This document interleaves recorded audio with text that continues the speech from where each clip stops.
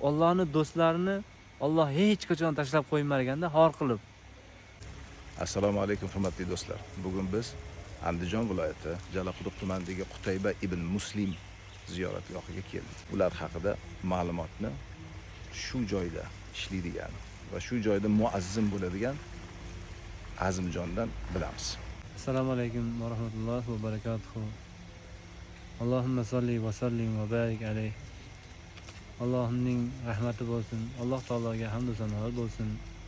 Mana bizlarni islom diyorida, Andijondagi buyuk bir mamlakatda, O'zbekistondagi diyorda tug'iltirganing Alloh taologa hamdlar bo'lsin deymiz. Qutayba ibn Muslim hazratlari Allohning bir do'stlaridan biri bo'lgan ekan. Allohning mo'jizalaridan biri bu zotning tanalariga tiq tegmar ekanlar, qilich urolmar ekanlar bir insonlar. Allohning do'stlarini shunday bir karomatlari bo'ladi. Birinchi mana shu diyorlarda madrasani Buxoroga qurgan ekanlar. Buxoroga qurib, shunday kelib Samarqandda deydi, birinchi masjidni qurgan ekan. Hozirgi Hazrat Xizr masjidi. U inson ham hadisshunos, ham fiqhni biladigan, Qur'on, hadis, jasur, baquvvat, Allohdan qo'rqadigan, bandalardan qo'rqmagan birorta bandasidan. Yana deydi, jangga chiqqanda deydi, birinchi o'rinda hammasidan chaqqon, zabardast bo'lgan ekanlar-da, qo'rqmas.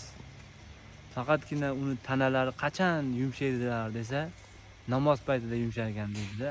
Bir paytga kelganda hammasi sajdada turganda shunday bostirib kelib askarlar bilan shunday sajda holatida tanalarini jizo qilgan ekanda, askarlari bilan ko'milgan ekan deydi. Bolalari bilan deydi. So'ngra mana shu diyorlarga shahid bo'lgan bu zot. Ustoz, sizga katta rahmat. Agar ruxsat bersangiz, ichkariga kirib Qur'on tilovat qilsak va duo qilsak.